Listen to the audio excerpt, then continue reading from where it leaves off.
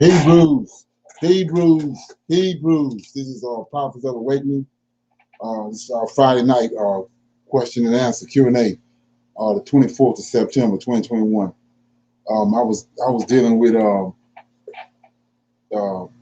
Lamentations, rightly dividing it last night, and I referred everybody over to First Maccabees. So what I'm gonna do tonight is I'm gonna ask a question first about Lamentations, then I'll go and read First Maccabees, because this is where the drama is right here. So anyway, with that being said, I'm gonna do that later on in class. Ask everybody to like, share, and subscribe to the channel. Hit the notification button. So this is a non-Messianic channel. We deal with the Tanakh, which is the Old Testament, and the Torah, which is the first 5 books of the Old Testament that was given to Moses on Mount Sinai. Shalom and welcome to everyone. We're going to do our moment of silence, prayer, and song, and then we do the current event. Okay. This moment of silence is because to Yahweh and the Lord of hosts, our Redeemer, and all that they're doing to bring about our deliverance from over here in America and in the West.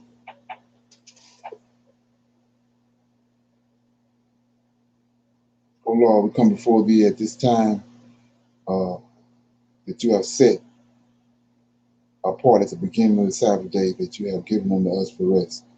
We are thankful for the knowledge and the understanding that you have given us up to this point. And we seek thy face on the Sabbath, that you shower us with peace and enlightenment and a sense of togetherness.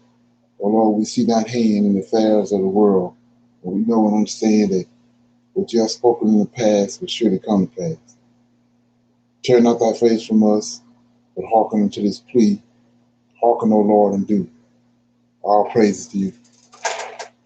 Okay. Read the Psalms.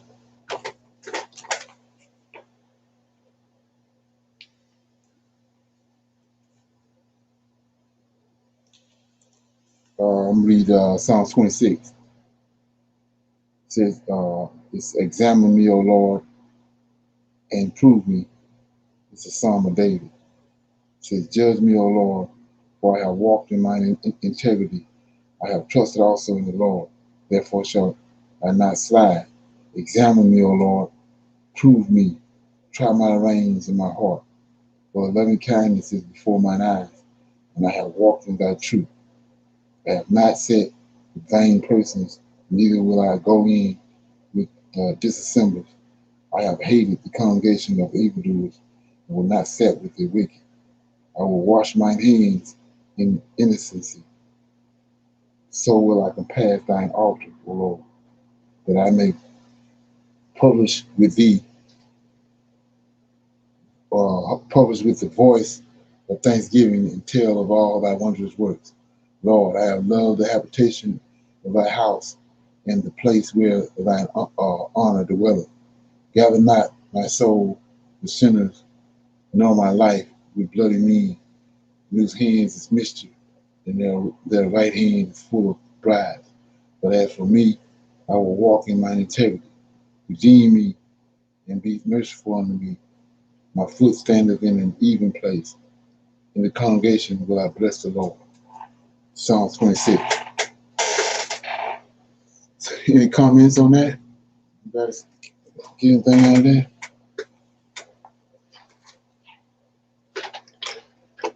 Okay.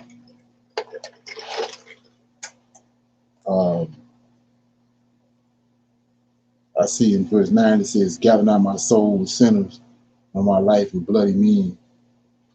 It takes me back to 2 Samuel, right quick, when David passed away. 2 Samuel 22. It says,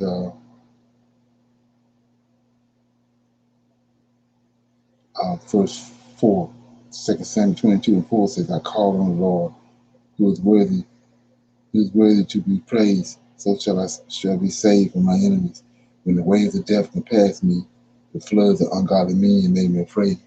So when he passed, you know, he left the body, but the soul separated from the body. And when he did that, he saw these wicked spirits from these giants that was there, and they tried to hinder him from ascending. They can't ascend. So he says over here in Psalm 26, verse 9, gather not my soul with sinners, nor my life with bloody men, in whose hands is mischief, and their right hand is full of bribes. Okay. Yeah, that's what I thought of when I saw that. Okay, so anybody have any current event they want to bring up? Okay, yeah, I was talking about I've been talking about the crisis at the border with the Haitians. Sit with that for a minute. It says right here, uh, they put so much pressure on Biden. Did you see that? Yes. Yeah. It says live updates. Biden vows actions for treatment of Haitian migrants. I don't know who this is. Mayorka says migrants gone from the beach. So I'm gonna play this little video right quick. Then I'm gonna read the rest of it. So remember all those migrants that was under the bridge, all those Haitians. Check this out.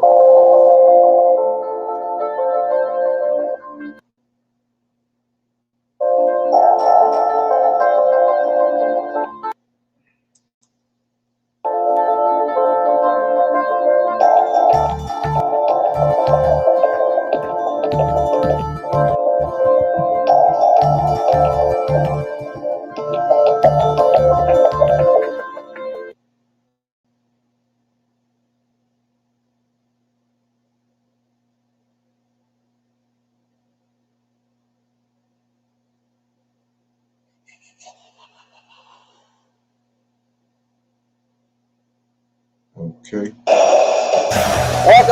Welcome to the Late on Jake Tapper. This hour, the huge. Okay, yeah. So anyway, it says that got a little thunder going on down there, a little trembling, messing with the internet. It says President Biden on Friday vowed to take action against Border Patrol agents on horseback whose action in Del Rio, Texas drew widespread outrage. Okay. It's outrageous. I promise you those people will pay. They will be investigated. There will be consequences, Biden said in a response to the reporters' questions at the White House. The remarks which came after Biden talked about the rollout of booster shots for those most at risk for the coronavirus were his first extended comments about the issue since images emerged. Okay, says so that we already seen that, right? Says Homeland Security Secretary Alejandro Maracas, or whatever his name is, already conducted an investigation that he has said will be completed by next week. The administration has also temporarily suspended horse patrols in Del Rio, Texas. Okay. The arrival in the recent days of 15,000 Haitian immigrants at the U.S.-Mexican border near Del Rio, Texas, has been a decade in making. But these last 3 weeks, uh, but it's these last 3 weeks that puzzle some. How were the migrants able to breach the U.S. border and amass so quickly? Images of the migrants wading across the Rio Grande in recent days are a reminder of how remember, okay, so whatever that word is, the U.S. border can be. It's also shown how the land between the rivers and a border wall can become a no man's land. Okay, so all the pressure from the Democrats and from black folks Biden is trying to come back and come up against those people that was responsible for those horse patrols they had at the border. Anybody got any comments on that? Are they cleared out now? Because I think, did they get rid of all of them? Yeah, let me check this out right here. I think I had a video, I had an image on there, but let me see if I computer been acting up.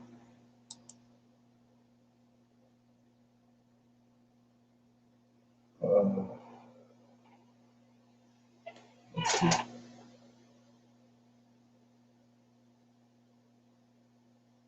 Yeah, they gone. Everybody gone from the border, but I don't have the image of it. But yeah, it's all of a sudden the day is nobody there. Everybody gone. Yeah, I'm gonna play this right here. Read this, show this, or whatever. Okay. Yeah, it says Border Patrol outraged by Biden's scapegoating. To tell you, Biden just started a war. President Biden earned the ire of Border Patrol agents on Friday after endorsing a false claim that they were recorded whipping migrants who were attempting to cross the Rio Grande in Del Rio, Texas earlier this week. It says at a press briefing Friday, Biden said the agents would pay for allegedly lashing the Haitian migrants. A narrative popularized by journalists on social media, even though the video evidence showed no such a thing. Border Patrol morale is suffering due to the administration's scapegoat. Say, would you go to work and do your best, knowing that if you do, your boss is going to make you pay? One agent told Fox News, "I'm dumbfounded and don't know what to say. Is the president threatening to throw us in prison? I see the administration was to fray our agents. He just started a war with Border Patrol," said another agent. Ain't that something? Okay. Yeah, so like I said, they had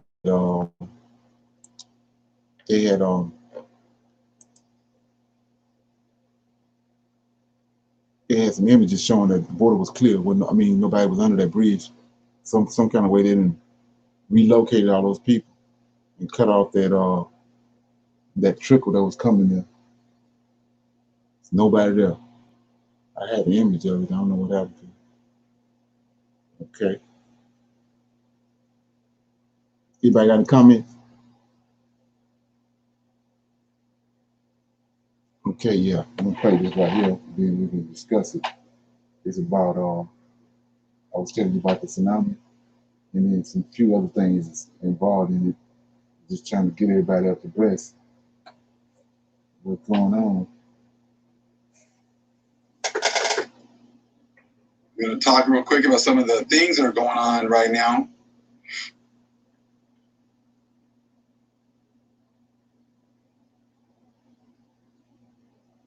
People a chance to kind of come in here real quick. There's a lot of events going on right now, so I wanted to kind of give people a chance to kind of come in and talk a minute about all this stuff is popping off right now.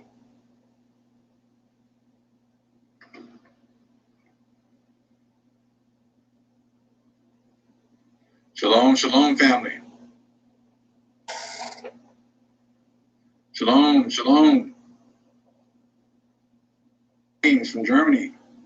26 active volcanoes worldwide, yes.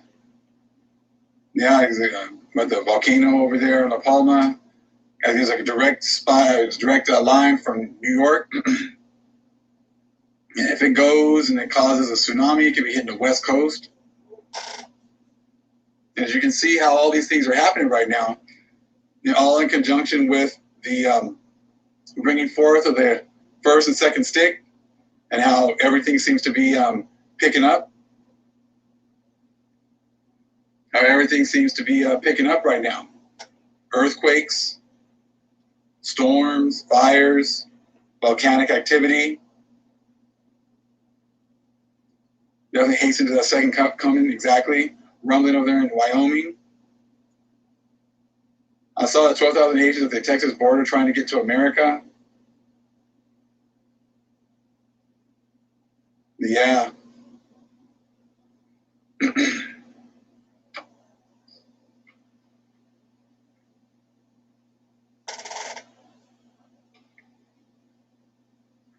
A huge CME yesterday from the sun. Yep. Turned away the Haitians, but brought the Afghanistanis over here. No questions. Exactly. Exactly. Anything new? Is that anything new? Not at all, right? Prophecy is jumping off the pages. Exactly. Exactly. You know, all this stuff is all just jumping off the pages every single day. You know, and now we get the other books and we get that understanding, you start to see how us getting this knowledge and understanding is just making it worse and worse as far as all these events happening. You know, and you got the other nations. Well, yeah, you got, you know, some of our, well, we don't even know if there are other nations, you know, people trying to come against the truth, posting things about the earthly mother, about the Book of Mormon and the other books and things like that, which is, hey, go right ahead. You know, go right ahead, because, you know, really ultimately when they attack the truth, nothing is going to take down the truth. Absolutely nothing's going to take down the truth. So if they attack it, it just brings more attention to it. And then if people who are called are going to take a look at this information and they're going to research it because it's in their nature, and they're going to realize that we're telling the truth. The Most High is using us to bring out the truth. And that's it. You know, I have no problem with people scrutinizing the information that we bring out, because we've already scrutinized it as a nation over here. We already scrutinize the information. We're a people that studies. We're a people here that does research. And we're a people that's led by the Holy Spirit. And the Spirit is going to let us know if something is good or not. And there's nothing that these people are going to be able to do to stop this truth. Absolutely nothing they can do to stop this truth. All they can do is try to, you know, all the ones they're going to be able to get are the ones that think like them. The ones that don't read, the ones that don't study. You can have them.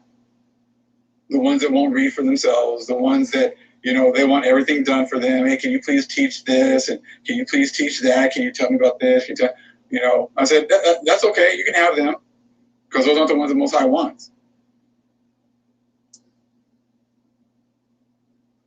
They're not the ones the Most High wants.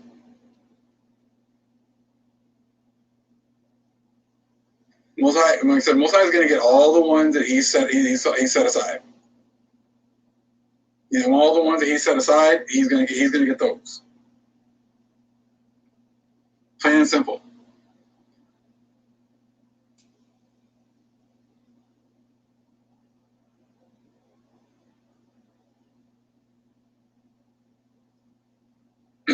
Yeah, all this information is coming out. All this understanding is coming out, and it's making it so that, you know, these prophecies are now jumping off the pages.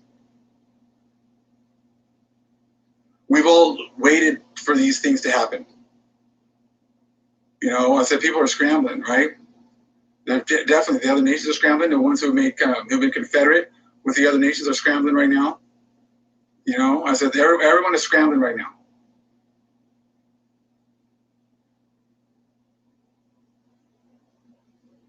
You know, definitely 8,000 praying. Definitely. This drug epidemic all over the U.S. and I talked about, yep, people dying off, drugs. I mean, there's so many things that are going on that are definitely breaking down the numbers of the other nations that they're hiding, that they're not talking about. Now, if it was us, it would be all over the news, right? If it was us, it would be all over the news. Uploading a video here that's going to be coming out after we do this right here, okay? We got another video that's going to be coming out after we finish up this live right now. So I want to get an opportunity for you guys to, you know, come together, talk a little bit. And then we're going to have another video coming out. And like I said, you're going to see even more about how this Psalms 83 is so deep. Psalms 83 and how the conglomerate has worked so many different levels. And it's so deep. And that's what the Most High, I mean, you start thinking about how he's coming back, you know, and he's going to be destroying the vast majority of the people. Why is that? Because they've all been confederate against the Most High's chosen people. It's so many different levels. You know, and they are so into not having you get any more information. Psalm 83 is all about blotting the name of Israel out of the whole world. And if you're not looking for Israel, or you think that you already know who Israel is because of who they set up, you know, these guys all know. The other nations all know that they're not the people. But they're confederate to not tell the truth. They're confederate, and they've used people that look just like us to push that. People will just, I guess, you know, assume that if another black person supposedly telling them something, that they have their best intentions at heart, and that's not true. That's why you're required to study you just study so that's self-approved. That's why you're required to study yourself and not just trust. I've never told people to trust anything that I say. I said, study it yourself. I've always told people to go out and study for yourself. Even when I brought out books like Enoch, Jasher, Jubilees, the Nag Hammadi, and you know, I put the picture up so you can go and look it up yourself. And you can just read for yourself and study it for yourself. When we talked about the Book of Mormon, I told people, hey, get the book yourself, read it yourself. I never say, hey, you know, this is what it is, and just follow me. And I have all the answers, because I don't.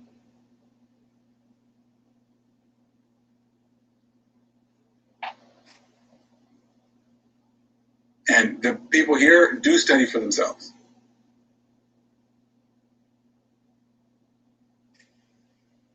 And I say, hey, just because we have the same skin color doesn't make you my brother. Exactly. Exactly. But you're starting to see, like, now that the Most High has brought out his fullness of the gospel using his people, now these other prophecies are starting to jump off the pages. These other, I did a video, and you're going to see it. It's about this, Gentile, quite possibly, who was a Bible teacher, and how he turned away from his religion. He realized that his religion is full of crap. But as he's talking about his religion, he starts talking about the history of it. He starts talking about certain things that he probably shouldn't be bringing out. But see, that's the whole thing right now. That these guys are going to bring out information.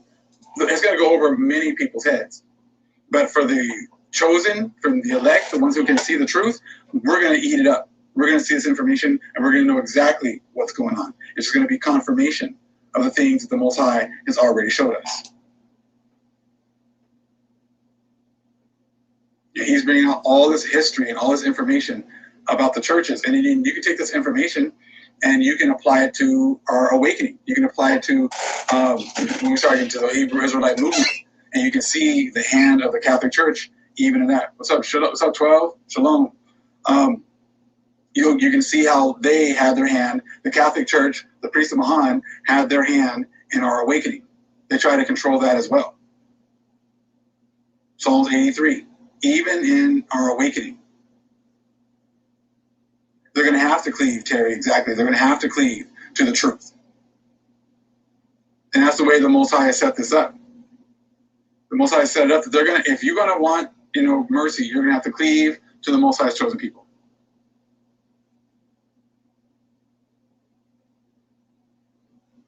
They're going to have to cleave to the Most High's chosen people as much as they don't want to do it, as much as they're trying their best to act as if they can go on their own.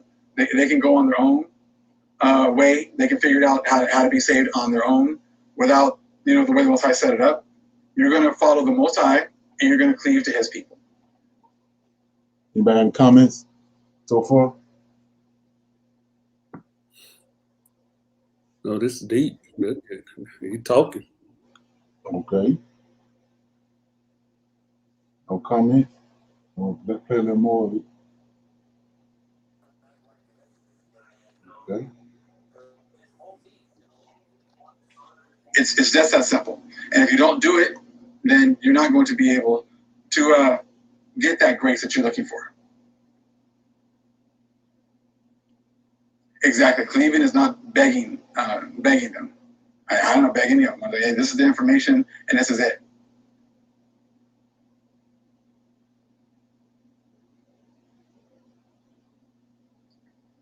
Because you're starting to see in the next video I'm going to release, you're going to see that. You're going to see how they're they're losing their faith.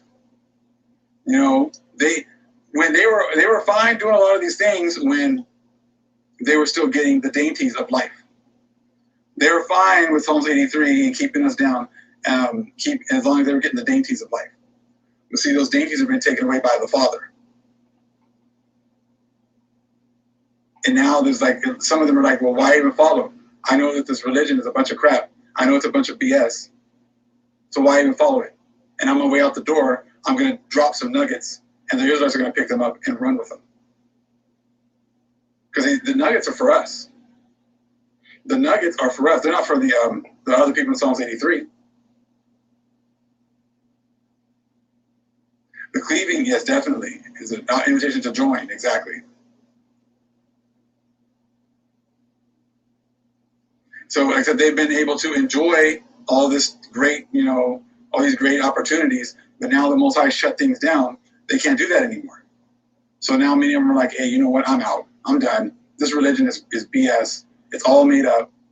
It was made up for a specific group of people in order to keep them from doing a certain thing, which you're going to see in the next video. I'm not going to talk about it right here. I'll let you guys check out in the next video. I don't want to be a spoiler.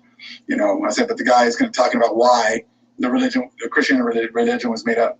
And it was made up really for one group of people. And guess who that is? Us. They don't believe in anything.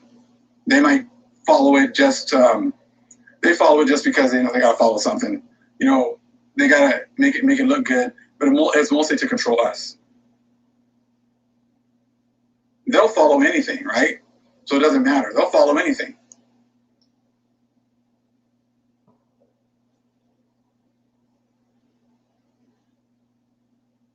They'll follow anything. So that religion doesn't mean anything to them. Like I said, they do any holiday,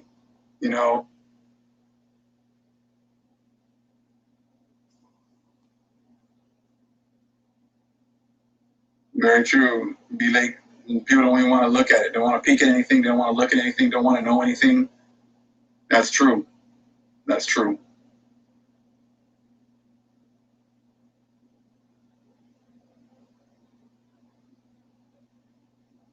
Definitely, economy is failing. 100 volcanoes showing signs of coming to life.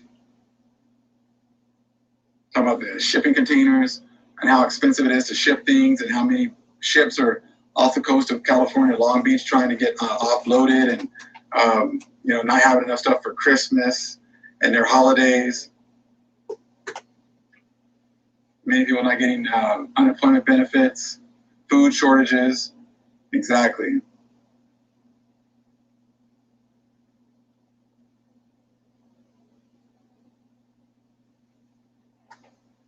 Some still, some consider truth and still, they don't want to believe it, because that's their God, right? Their God has been having fun, enjoying themselves. That's been their God, and now their God is being dismantled by the Most High. They're not able to have it. Okay, that's La Palma Awakening, and La Palma is that over in the island, over the Canary Islands, where they're expecting a big chunk of the land to fly out to the ocean and cause a tsunami, which is going to come to it's going to send us 100-foot waves to us toward the East Coast. Hey, Lynn, do you mind putting that in the message so I can you sent a couple of good things about him, so I can subscribe to him. Okay. I appreciate it. Right. Get comments on that?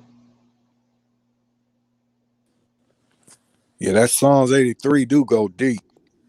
Right. Yeah. It's got levels to it. You got once you you know, a lot of people they reference it, but they don't understand the significance of it, how much it really applies to us as people and all the people that's involved. Right. Okay. We'll play this right here.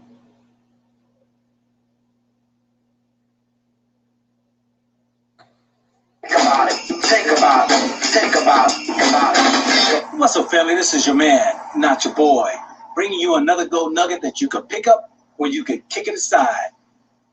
Check this out here, family, and I want y'all to think seriously about this and do a test, a self-assessment.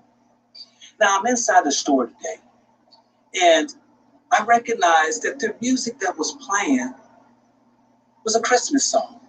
It's the most wonderful time of the year.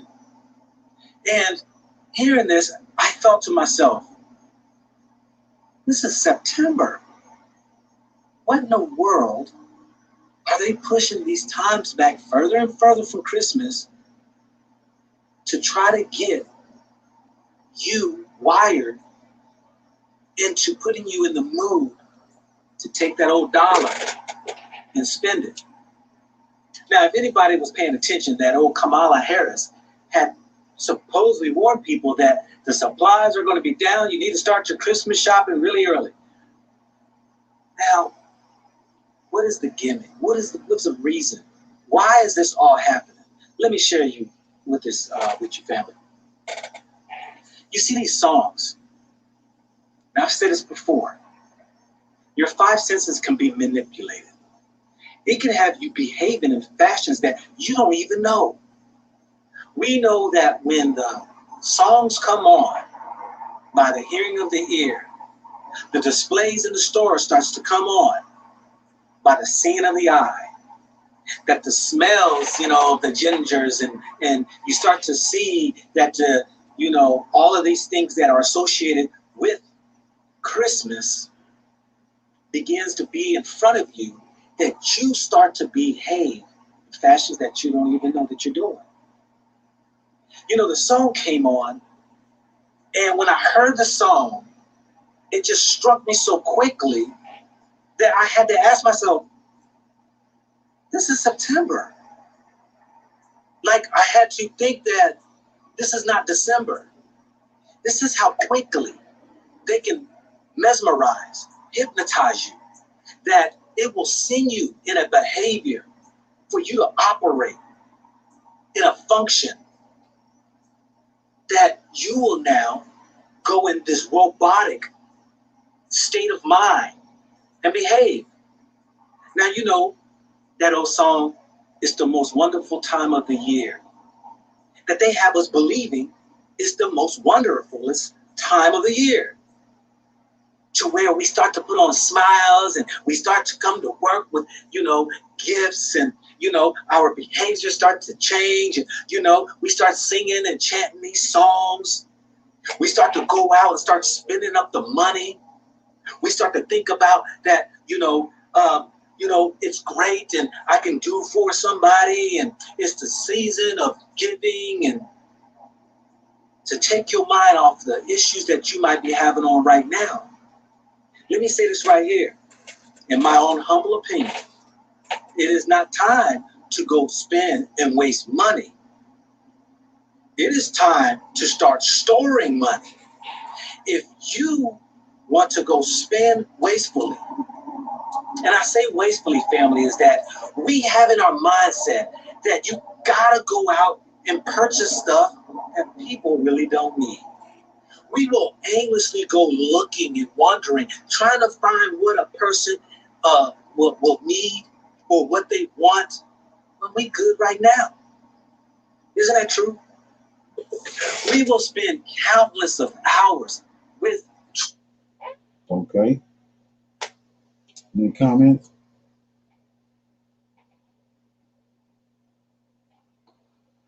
Okay, yeah. So what they remind me of is I was telling you about the heart. See, this is what they use. They use this too, but they didn't went to another level of the game with the.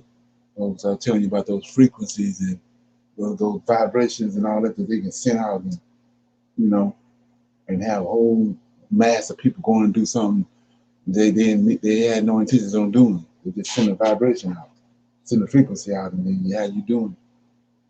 And it's from you know, testing us, examining us, and testing us from over the years. They know just what to do to get us to do what they want us to do. Like the guy was saying about the song, they play that song, and because uh, most people was been robots. They're not thinking outside the box. They're not thinking. They're not aware of things going around them. They're just going from one day to the next, and then so they can play a song and put you in the Christmas spirit. You be all in the Christmas spirit and don't even know why. And so my thing is this: you have to pay attention to all that because it's not just that; it's a whole bunch of other stuff. JC, New Testament. You know, average person. We know. I mean, we know they ain't studying because that's what we was at one time. You ain't studying. You ain't searching that now. So why did you believe it? Why did you believe it? Because you got programmed. You just believed it. You weren't even thinking. It's like a robot. And that's where most people at. And then you wonder why these people have 95, 96% of the wealth in the world. They got you, they got you like a robot, and all the money flowing to them. That's what the Most High talking about right here. Let's look at this right quick. And I'm gonna move on to something else. I'm gonna open up for some questions, Q&A. He says right here in Isaiah 66. Man, and you got to remember this when you're talking to other people too, getting in conversations with them. Isaiah 66. Not 66. It's let's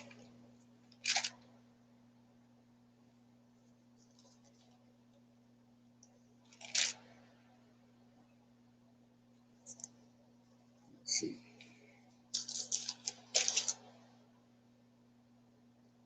60. Isaiah 60. I'm going to verse 5, but I'm starting at verse 1. 60 and 1. Arise and shine, for thy light is come, and the glory of the Lord is risen upon thee. For behold, darkness shall cover the earth, gross darkness the people, but the Lord shall arise upon thee, and his glory shall be seen upon thee. So before we do this, we was in gross darkness, like I was saying, robots, just like the rest of the world. 3, and the Gentiles shall come to thy light, and the kings to the brightness of thy rising. Lift up thine eyes round about and see, right? Pay attention. All they gather themselves together, they come to thee. Thy sons and shall come from far, and thy daughters shall nurse at thy side. Here you go right here.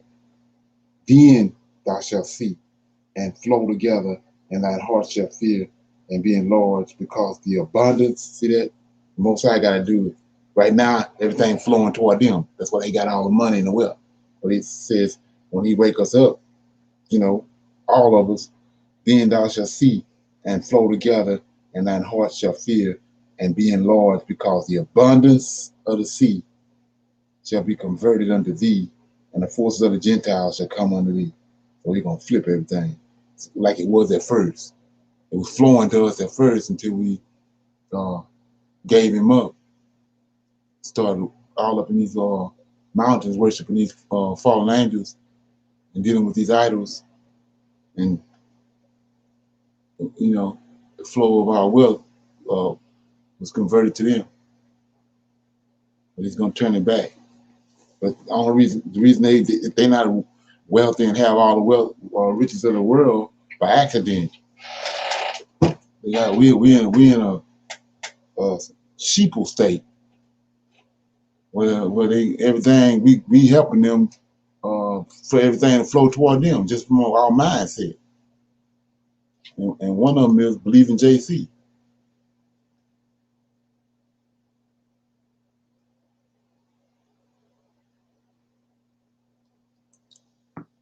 The last part that verse, the forces of the Gentiles shall come unto thee. Uh-huh. That's saying what they're gonna once this shift comes back to us, they're gonna retaliate. Uh-huh. So that's What's that? Well, that's what Ezekiel 38 is telling us. Let me read it. When the Most High do this right here, he's gonna say, Ezekiel 38.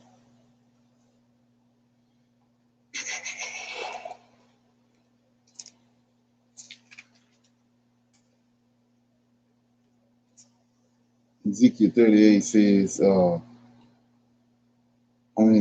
9, thou shalt sin and come like a storm. This is 38 and 9. Thou shalt sin, talking about Gog and Magog and the people that's with them. Thou shalt sin and come like a storm. Thou shalt be like a cloud to cover the land, thou and all that band, and many people with thee. Thus says the Lord God. It shall also come to pass that at the same time shall things come into thy mind, and thou shalt think an evil thought, and thou shalt say, I will go up to the land of unwalled villages, see that, and I will go to them that are at rest, that dwell safely, all of them dwelling without walls, and having neither walls nor gates, to take a spoil. What spoil? He done converted all up, everything back to us. Take a spoil, and to take right now, we ain't got nothing they want. So it says, take a spoil and take a prey, to turn thine hand upon the desolate places that are now inhabited, and upon the people that are gathered out of the nations which have gotten, see that? Which have gotten cattle, goods, and dwell in the midst of the land. So he converted the wealth back to us, the blessings back to us. And that's what's going to bring them up to where we at. Okay? You see that? Oh yeah, and I'm just reading on down to 13 and 14 right now. Yeah, I see that. Okay. Yeah, so with that being said, I was going to open it up for a little Q&A right quick. Anybody got anything they want to talk about, discuss, or they came across, or they heard? Matter of fact, I was going to kind of incorporate Lamentations, what I was talking about last night. Incorporate that in there because, like I was saying before, it's two Lamentations. It's the Chaldeans, the Babylonians, when they came and took the choice of the Israelites, Judah, Benjamin, Levi, and took them to Babylon. On their way there, they was asking those Levites and those singers to sing a song for them. They wanted to hear some of those songs that they was hearing, coming from Jerusalem when they was on their feast days and all that. And so they said that they hung their harps and they musical instruments on the trees because how can we sing a song when we've been in captivity, run our way to captivity, and our land been decimated. So how can we sing? So you understand right there, they laminating, they lamenting right there. But it's two lamentations. Like I said, when Nebuchadnezzar came, because what you have to understand is that temple, that was Solomon's temple. They didn't think that temple could be destroyed. That was one of their problems. Just like with the Lord of hosts, they got the living God. They have a real live Redeemer and a real live Savior. So every time they got into something, he came and helped them. So they didn't think was going to ever be just totally cast off. So they was stuck on themselves, and they never thought in a million years the temple could be, somebody can come there with the Lord of hosts there and the temple be destroyed. That was a problem. And they was even caught up with their garments. I mean, even with the women, when you go to Isaiah 4, the daughters of Zion. And so that's what they had no idea, you know, the Most High would do that. But he had to warn them through his prophets that he was going to do that. And they didn't believe it. So when Solomon's temple was destroyed, they lamented. But what these clowns did, like I said before, when they concocted JC at the Council of Nicaea and denigrated the Lord of Hosts and denigrated David and a lot of the things in Israel, they took that part of what happened with Antioch Epiphanes and all that. I had to take that out. So they just pretty much combine all that together to lead you toward the New Testament. So, and I was looking at that last night after I got off the phone. I want to show you something. So it's a Lamentations dealing with when they went to Babylon, and then there was a even more severe lamentation when the temple was Zerubbabel's temple was destroyed, when they was kicked out of the land altogether, all of them, because there was a remnant left there when they left and went to when they left and went to Babylon. There was a remnant there, but and when I read First Maccabees, you're gonna see what I'm talking about, and that's what the Lamentations is telling you. When nobody was there, the gates were sunk in the ground. The prophets weren't getting no vision from heaven. Like you know, like it goes, the phrase go, the heavens above is like brass and your iron under your feet. So they weren't getting nothing. They weren't getting nothing from the earth, and they weren't getting nothing from heaven. That's where we was at up until recently. You know, Most High starting to show itself now, but for the longest, we was cut off from heaven and we was cut off from earth. That's what that phrase means. So yeah, I was going somewhere and I forgot where I was going. But anyway, so that's what that means. So yeah, there you go.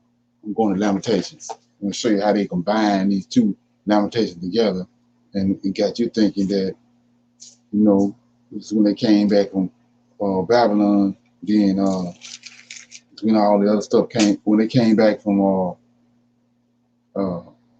when Babylonian temple was destroyed, then after that they brought in the story of JC. They took out all the history, what happened with Antioch Epiphanes.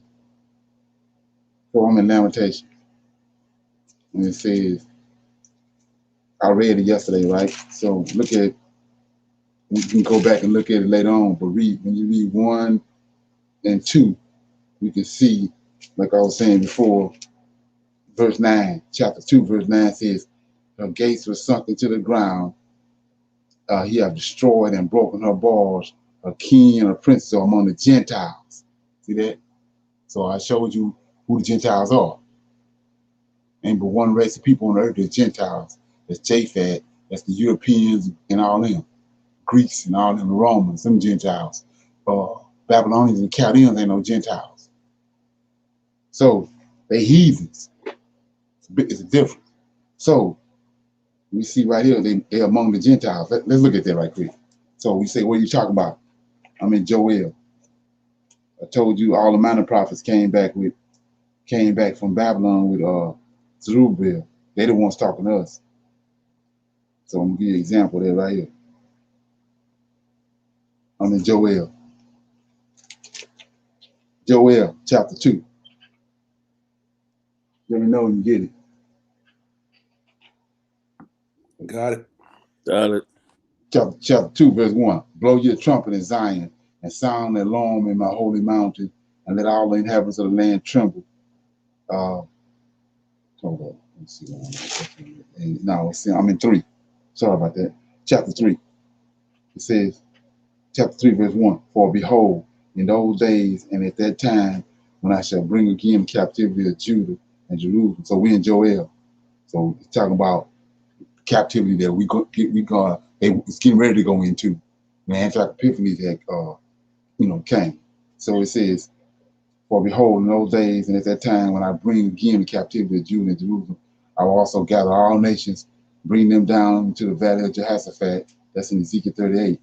And I will plead with them there for my people and for my heritage, right? Whom they have scattered among the nations and part. So we're going to find out who they are and parted my land. And they have cast lots for my people and have given a boy for a harlot and sold a girl for wine. We know that was in transatlantic slave trade, that they may drink. Yea, and what have ye to do with me, O Tyre and Zidon, and all the coast of Palestine? Will you recompense me or will ye render me a recompense? And if you recompense me swiftly and speedily, will I return your recompense upon your own head. Look at this, 5. Because ye have taken my silver and my gold. This ain't Nebuchadnezzar. You have taken my silver and my gold, and I've carried it into your temples, my goodly pleasant things.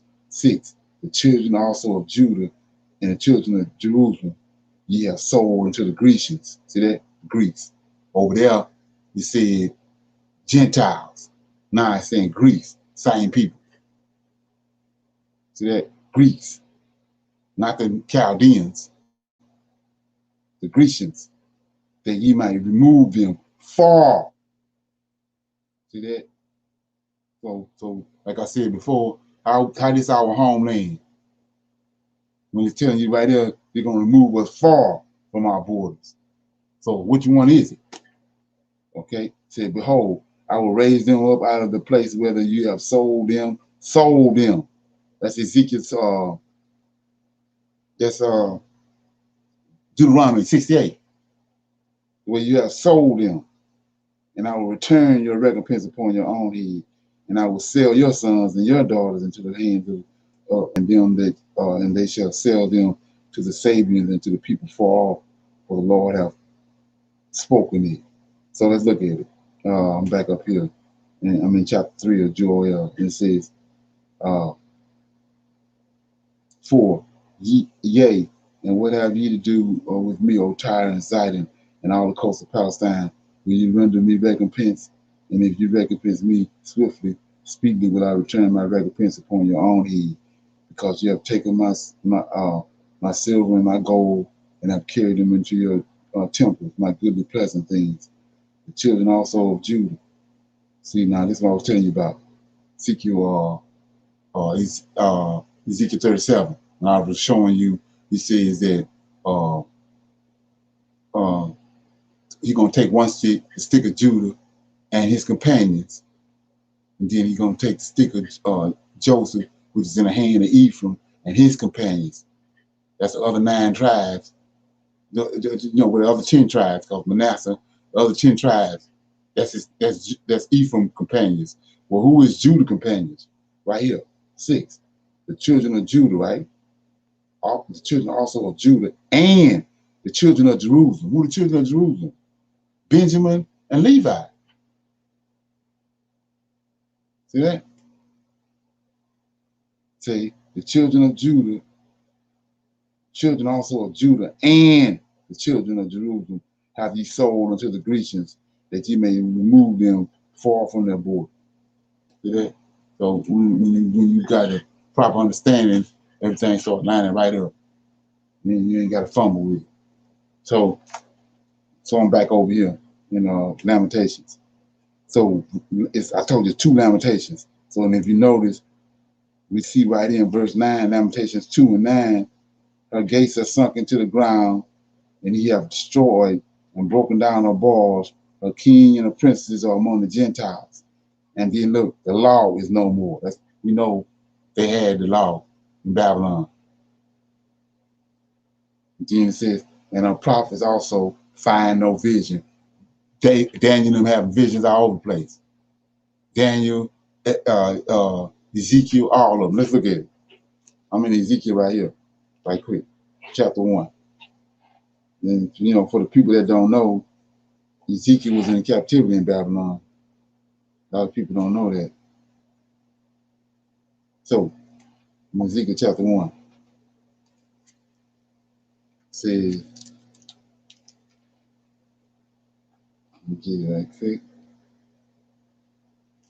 Ezekiel chapter 1 says, Now it came to pass in the 13th year, in the 4th month, in the 5th day of the month, as I was among the captives, see that? It's Ezekiel, by the river Kabor, that the heavens opened, then look, and I saw visions of God. See that? So he having visions. Daniel having visions. So go back over here to Lamentations. So my thing is, how can this be the Lamentation of Jeremiah? It ain't. So it says 9. Her gates are sunk in the ground. Chapter 2 of Lamentation. Her gates are sunk in the ground, and he have destroyed and broken her bars. Her king and her princes are among the Gentiles. The law is no more, and her prophets also find no vision from the Lord. You know, they got away with it for 2,500 years, but it ain't happening now. So now, what I'm showing you is chapter 1 and 2 is all this. It's 2 Lamentations. They didn't combine them. So 1 and 2 is showing you that they talking about anti-epiphanies and what the Greeks done. Well, look at chapter 3, verse 1. I am a man that has seen affliction by the rod of his wrath. This is Jeremiah. He have led me and brought me into the darkness, but not into the light. Surely against me is he turned. He have turned his hand against me all the day. My flesh and my skin have he made old, and he have broken my bones. He have built it against me, and compassed me with gall and travail. I was telling you about it. You know, like I said, it's so much stuff to talk about and break down, and you know, you got to incorporate it into the conversation. So right here, Jeremiah, a lot of the things they're showing you JC doing, they got it from the book of Jeremiah. 5, he have built it against me. Look at this. 8, and compassed me with gall and travail. What that remind you of? They gave JC gall. Right. When he's on the cross. Right? Right. Now look at 6. He has set me in a dark place, and as they that be dead of old. So what are you talking about? How I know this Jeremiah? 6, he has set me in a dark place, as they that be dead of old. Didn't Zedekiah tell him to put him in the cistern? Put him in stocks. Yeah, put him in stocks. Right. And then they also throw him down in that cistern, because that water was there. And that's when Obed-Edom came and let the rope down and then got him out. But he was there for a while. So look what he say. We're gonna go all the way in on it. 7, he have hedged me about that I cannot get out. See that? Talking about the cistern. He have made me my chains heavy. Stocks you talking about. Also, when I cry and shout, he shutteth up out my prayers, and he have enclosed me in the ways with hewn stones, and he have made my path crooked. He was under me as a bear lying in wait, and as a lion in a secret place. He have turned aside my ways and pulled me in pieces, and he have made me desolate. He have bent his bow and sent me as a mark for an arrow. He have caused the arrows of his quiver to enter into my reins. I was a derision to my people, and they sung all the day. He have filled me with bitterness. He have made me drunken with wormwood. He have also broken my teeth with gravel stones. He have covered me with ashes, and thou hast removed my soul far from peace. I forgot prosperity, and I said, my strength and my hope is perished from the Lord. Remember mine afflictions and my misery, the wormwood and the gall. My soul have them still in remembrance, and is humble in me. Then I recall to my mind, therefore I have hope. It is of the Lord's mercy that we are not consumed, because his compassion faileth not. Right? So we see right here is Jeremiah. So they didn't combine, and then what they did was put the Lamentations that happened with the Israelites after Epiphany did what he did. They put that first. Then he came back and put stuff this over here with Jeremiah. Then they come back, and you can read it on your own. Then you come back and you'll see that they came back to it over here in 4, 5. They merged both of them together. Took out a lot of it. You know, it's got to be a lot taken out, but they merged them both together to make you think it's only one lamentation because they took out all that Antioch Epiphanes did and what the Greeks did when they destroyed Zerubbabel temple. Zerubbabel temple ain't here at all. Okay. Any comments so far?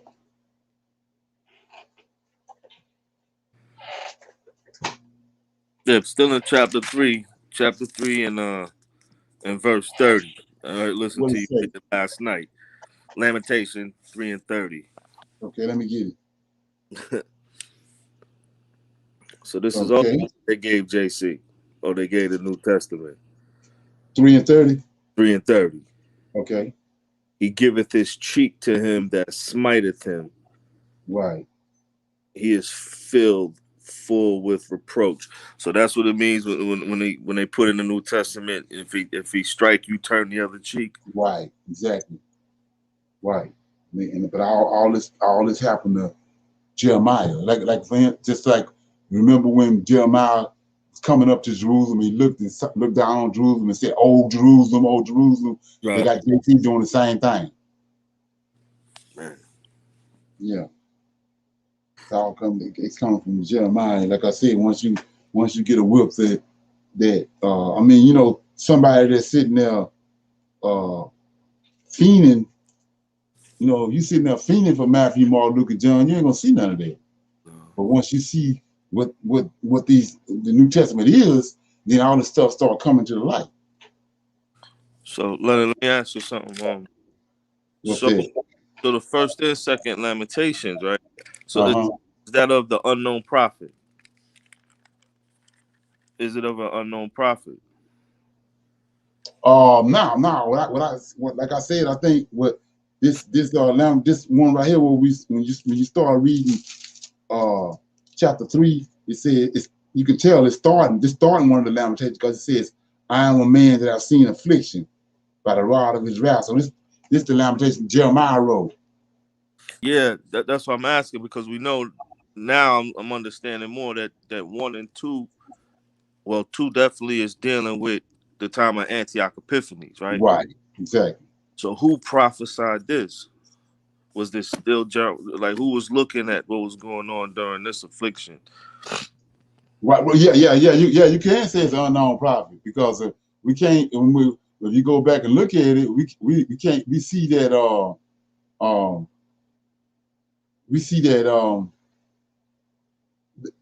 the minor prophets came back with Zerubbabel.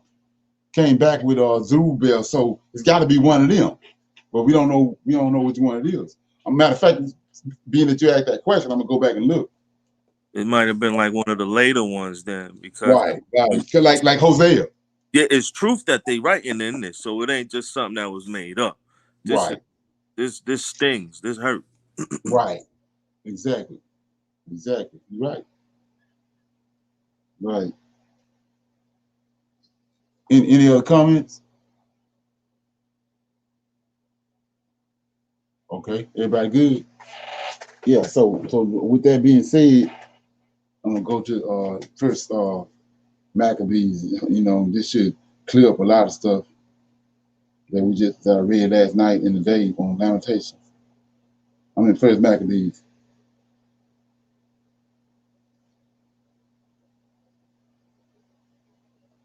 Let me get it.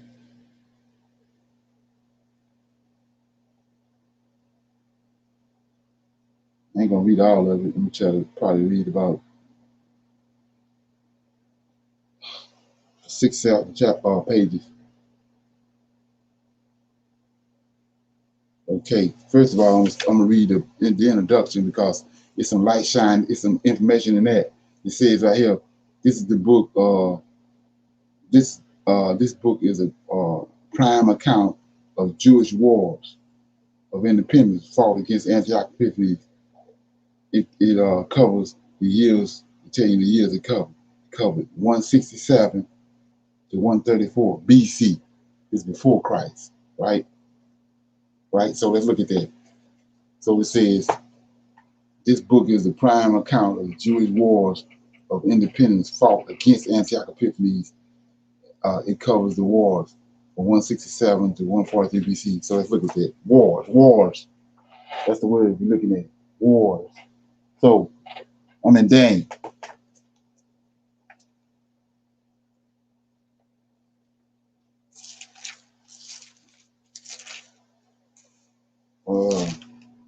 Daniel chapter 9 first. I'm gonna go to Daniel 9, then I'm gonna go to Daniel 11. So Gabriel came and explained to Daniel what was gonna happen. And I'm picking it up in Daniel 9:26. I'm gonna read 26, 27, and 27. It says Daniel 9:26 says, and after 62 weeks shall the Messiah be cut off. We know that's Zerubbabel, but not for himself. Then the people and the prince that shall come, this Antioch Epiphanes, shall destroy the city and the sanctuary. That's what we're getting ready to read, Antioch Epiphanes. And the end thereof shall be with a flood, right? And until the end of the wars. See that? Desolations are determined. So we just seen the timeline. It's just telling us about the wars that Antioch Epiphanes had. These are the wars he's talking about right here in Daniel. But they didn't tricked it off and you going from here and going to the Revelations, and then you thinking all this ain't happened yet, but it already happened. So 27, and Antioch Epiphanes, see that? This Antioch Epiphanes shall confirm the covenant with many for 1 week, and in the midst of the week he shall cause the sacrifices and the oblations to cease. Remember this right here. Antioch Epiphanes, he's going to cause the sacrifices and the oblations to cease, right? And for the overspreading of the abomination, he shall make it desolate, right? We saw that all through 1st and 2nd, chapter 1 and 2 of Lamentations. He shall make it desolate, even unto the consummation, and that determined, look at this, shall be poured upon the desert. So we see right there. Now let's go to Daniel chapter 11. It says, Gabriel talking right here. He's still talking. All this connected. In chapter 11. Also, in the first year of Darius of the Medes, even I, that's Gabriel talking, stood to confirm and strengthen him, right? And now I will show thee the truth. Behold, there shall stand up yet 3 kings in Persia, and the 4th shall be far richer than them all. And by his strength, through his riches, he shall stir up all against the realm of Grecia, and the mighty king shall stand up, and he shall rule with great dominion and do according to his will. And when he shall stand up, his kingdom shall be broken, and he shall be divided toward the 4 winds of heaven, and not to his prosperity, nor according to his dominion which he rule, for his kingdom shall be plucked up, even for the others beside those. So Alexander died, and then we know it got divided up to four kings, all in the Greek during the time of the Greeks. These are wars right here that he's talking about. These 4 men that when the Alexander kingdom got divided up, they were fighting against each other. King of the South, King of the North, King of the East, King of the West, and they were fighting against each other. And then Constantine came in, and so let's look at it. It says 4, and when he shall stand up, his kingdom shall be broken, and he shall be divided toward the four winds of heaven, and not to his prosperity, nor according to his dominion, which he shall rule, for his kingdom shall be plucked up, even for the others beside it. And the king of the south, see that? It's one of those kings, that 4 kings, shall be strong, and one of his princes, and he shall be strong above him, and have dominion, and his dominion shall be a great dominion. And in the end of the years, they shall join themselves together, for the king of the daughter of the south shall come to the king of the north to make an agreement. But she shall not retain the power of the arm, neither shall he stand nor his own, but she shall be given up, and they that brought her, and he that begot her, and he that strengthened her in these times, but out of the branch of her root shall one stand up in his state, which shall come with an army, and shall enter into the fortress of the king of the north, and shall deal against them, and he shall prevail. So like I was showing you, you can read it on your own time. These the wars he talking about. He said wars are determined, and desolations and wars are determined. It's right here. It's not no future, nowhere going in the future looking at it. It's all happening right here. Then in chapter 11, these are the wars he's talking about. So with that in mind, I'm gonna start reading. Anybody got any comments? So that's what the guy's talking about in the introduction in First Maccabees. He says this book is the prime account of Jewish wars of independence fought against Antioch Epiphanes. See that? And it covers the years. It tell you the time it's covering. 167 to 143 BC. It's before Christ came. So how can you be going from Daniel to Revelation? It ain't no way. So let me pick it up. Any comments so far before I start reading? I was just thinking of Lamentations. Okay. I sound like Daniels might have scribed some of that. Okay. What how you look at that is the Lamentations is after the event. They lament after. Yeah, it's after the event. Like I said, me myself, I'm thinking Hosea. That's what I'm thinking, but I might be wrong. But let's see right here. Somebody got a question. Says question in the book of Ecclesiastes is the presence of wisdom, the Prince Malachim of hosts, Michael. Yeah. Right. So the first book of Maccabees says, it came to pass after Alexander of Macedon, the son of Philip, who came from the land of Checham, had utterly defeated Darius. We just read that in chapter 11. Darius, king of Gabriel, just said that. The king of Medes and Persia, and he reigned in his stead, and he had before reigned over Greece. And he waged many wars and captured forces. You see that? He waged many wars. These are wars I'm talking about right here. There ain't no wars you're looking for in the future. And he waged many wars, captured forces, and slaughtered the kings of the earth. And he made his way to the ends of the earth and despoiled a multitude of nations. The whole earth was silent before him, and he became exalted, and his heart was uplifted. He mustered a very mighty army and ruled over lands and rulers of the heathen, and they paid him tribute. Afterwards, he fell sick and knew that he was going to die. So he called his distinguished servants who had been brought up with him and divided his kingdom among them while he was asleep. Alexander had reigned 12 years when he died. His servants succeeded him, each in his own dominion. After his death, they all put on crowns, as did their sons after them, for many years. And they did much evil on the earth. There sprang from them a sinful shoot named Antiochus Epiphanes, the son of King Antiochus.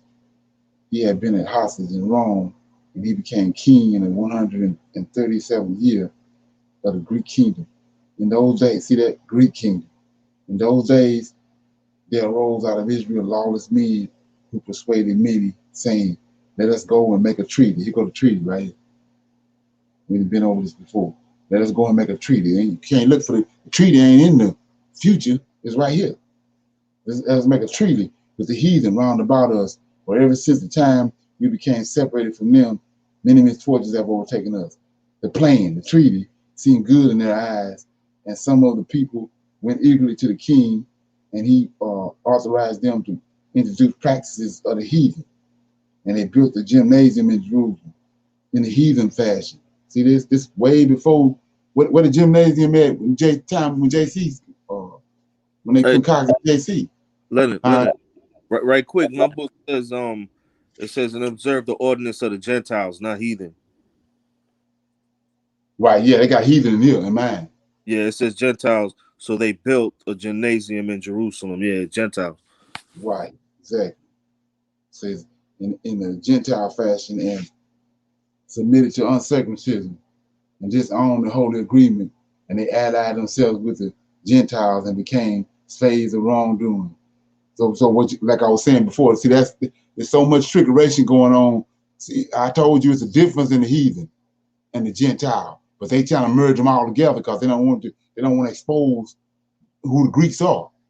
So it says themselves with the heathen and became slaves of wrongdoing. When his rule appeared to Antiochus to be established, he conceived the idea of becoming king of the land of Egypt, so that he might reign over 2 kingdoms. So he entered into Egypt with a strong force and with chariots and elephants and cavalry and a great force. So let's look at that. Let's look at this right quick. You know what I'm saying? So it's this thing going around that America is our homeland. Well, look right here. He says, Antiochus Epiphanes' rule appeared to Antiochus to be established. He conceived the idea of becoming a king of the land of Egypt, so that he might reign over 2 kingdoms. So what's the 2 kingdoms? Jerusalem and Egypt, right? Right. So is Jerusalem in America and in Egypt way over there? How you gonna rule both of them? You see that? Come on. Yeah, So yeah. you see that? Yeah. So I mean, come on. Somebody got to do something. So he says, so he entered Egypt with a strong force. So he left from where he was at. He was in Jerusalem. How long was it going to take him to get from America to get back over there to Egypt? See that? So it says, so he entered Egypt with a strong force and with chariots and elephants and a cavalry and a great fleet. And he made war with Ptolemy, king of Egypt. And Ptolemy turned and fled before him, and many fell wounded. And they captured the walled cities in the land of Egypt, and he plundered the land of Egypt. Now watch this. After subduing Egypt in the 143rd year, Antiochus turned back, came up against Israel. See, Israel right there, just like it is now. Land of Canaan and Egypt right there with each other. Israel ain't over here. Come on. It says, after subduing Egypt in the 143rd year, Antiochus turned back, came up against Israel, entered into Jerusalem with a strong force, and in his arrogance, he went into the sanctuary and took the gold altar, the lampstand for the light, and all his furniture, and the table for the present of the bread, and the cups and the bowls, and the gold censers, and the curtains, and the crowns, and the gold ornament in front of the temple, and he stripped it all off. And he took the silver and the gold and the choice dishes, and he took the secret treasures which he found. He took them all and went back to his own country. He massacred people and spoke with great arrogance. So we see right here, these same bowls and dishes and the same furniture in the temple that Belshazzar had. And then this what Cyrus returned to the Israelites after the Babylonian captivity. So this is 2 different events. And that's what these clowns did. They merged them 2 events. And they done canceled out everything that the Greeks done in every aspect. So it said, and there was a great mourning everywhere throughout Jerusalem. See, you go to Lamentations. This is the Lamentation I'm telling you about that I just read in chapter 1 and 2 of Lamentations. And there was a great mourning, Lamentations, everywhere throughout Israel. Rulers and elders groaned, girls and young men fainted away, and the beauty of the women was altered. Every bridegroom began to lament. There it is. And she that sat in the bridal chamber grieved. The very earth was shaken over its inhabitants, and the whole house of Jacob was covered with shame. After 2 years, the king sent an officer to collect tribute to the towns of Judah, and he entered into Jerusalem with a strong force, and he spake to them craftily in peaceful terms. Same thing they said. They wait on Antichrist to do this. When Antichrist had done all this, and they trusted him, then he suddenly fell upon the city and struck it with a great blow and destroyed many of the people in Israel. He plundered the city, burned it down. This ain't Nebuchadnezzar or Nebuzaradan. Burned it down and tore down the houses in it and the walls round about it. And they took the women and children captive and possessed themselves of the cattle. Then they fortified the city of David with great strong walls and with strong towers, and it became a citadel. Now let's look at this, because Most High on the move tonight. So it says right here, and they took the women and children captive and possessed themselves of the cattle. Well, what do we have in Ezekiel 38 when they decided to come up and take a spoil from us? What we got? Cattle. See that? Come on. See, and they stored up weapons and provisions, and they collected the spoils of Jerusalem and laid them up there, and they became a great threat and improved a place of ambush against the sanctuary and a wicked adversary to Israel's continually. So let's look at that cattle thing. So not only do we have cattle, we have sheep, goats, and rams and all that. So the lie been told to us that Most High had a son hidden in the bush, and he came and he was the ultimate sacrifice. So we ain't got sacrifice no more. So why did he allow them right here to take all our cattle and all that? Because he don't want to sacrifice to him no more. He through with us.